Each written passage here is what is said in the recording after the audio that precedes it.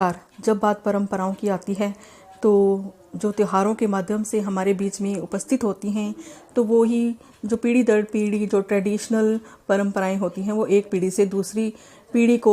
विरासत में दे दी जाती हैं, तो उसी को हम त्योहार कहते हैं। और त्योहारों में जब हमने विष्णु भगवान का या सूर्य नारायण भगवान का या लक्ष्मी माता का जब भी कोई त्यौहार होता है, जैसे अभी वैशाखी का त्यौहार चल रहा है, तो इसमें और साथ में साथ जो दिवाली का त्यौहार होता है तो इसमें कनक के जो गुड़ मिश्रित लड्डू उनको भोग में अर्पित किया जाता है। तो मान्यता है कि इससे बहुत धन धान्य की समृद्धि होती है, और क्योंकि ये मौसम के हिसाब से भी इसको बहुत अच्छा माना जाता है। तो पहले जो परंपरा चली आती थी, तो आजकल तो जो इसकी जो उपलब्धता है वो कम हो चुकी है, क्योंकि आजकल ये मार्केट में अवेलेबल ही नहीं होता। तो पहले चाव से जाकर दिवाली के एक दिन पहले, धनतेरस के एक दिन पहले या फिर वैशाखी से एक दिन पहले हम कनक के लड्डू मार्केट से लाया करते थे। तो बहुत ज़रूरी हो जाता है कि हम अपने घर पर ही इसको अवेलेबल करवाएं, अपने घर पर ही इसको बना लें, कि जब हमारे पास कनक या गेहूं के जो ग्रेन्स है वो हमारे पास उपलब्ध हैं तो हम इसको गुड़ मिश्रित करके घर में भून के, क्योंकि जब हम इसको भूनते हैं तो इसका जैसे दलिया को भुना जाता है वैसा ही इसका सुगंधी आती है। और क्योंकि इसका ही फिर हम बाद में उनको भोग लगवाते हैं भगवान को, तो हम और इस तरह से खुशी को भी मनाया जाता है, और साथ में इस चीज़ के लिए जो शरीर के लिए भी, इम्यूनिटी बूस्ट करने के लिए भी बहुत आवश्यक होता है। तो सबसे पहले हमने एक पैन में जो कनक है, कनक को अच्छे से भून लिया है कि जब तक उसकी खुशबू और रंग चेंज ना हो जाए। तो फिर जब बहुत अच्छा इसका गोल्डन कलर से भी ऊपर ब्राउन कलर हो जाता है तो हमने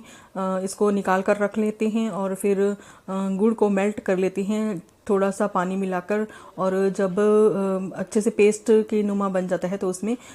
गुड़ को ऐड कर देते हैं। तो इसको अलग अलग, कई लोग इसको लिफाफे या पॉलीथीन जो होता है उसकी पन्नी पे निकाल के रखते हैं, लेकिन ऐसा कभी नहीं करना चाहिए। तो नीचे एक घी की कोटिंग देकर हम इसको अलग अलग रख लेते हैं, और 2 मिनट में जब ये ठंडा हो जाता है ये ऑटोमेटिक इसको एक शेप दे देंगे हाथों से। तो उसको ये ग्राउंड बना के, तो क्योंकि ये चिपक जाएगा, और ये बच्चों के लिए बहुत बेनिफिशियल होता है, क्योंकि आजकल जो फ्लेक्स वगैरह या जो भी चिप्स वगैरह मिलते हैं वो उनमें मसाले बहुत जो शरीर के लिए स्वास्थ्यवर्धक नहीं होते हैं, वो मसाले डाले जाते हैं। तो अच्छा है कि ये वाला दिया जाए, जिससे पेट भी भरा रहता है और संतुष्टि भी बनी रहती है।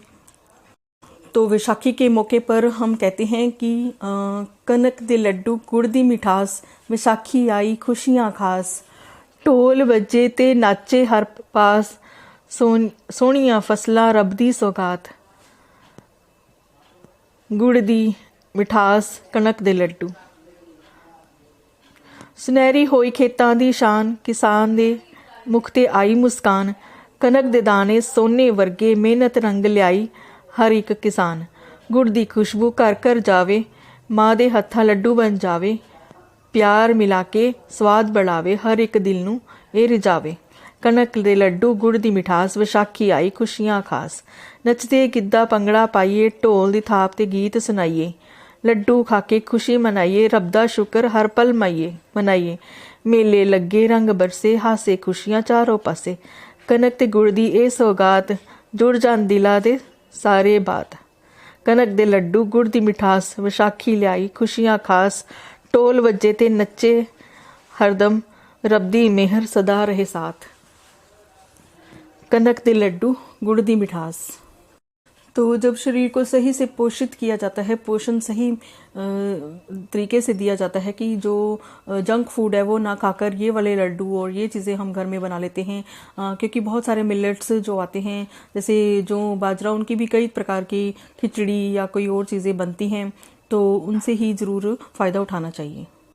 आप सबका बहुत बहुत धन्यवाद। Thank you so much.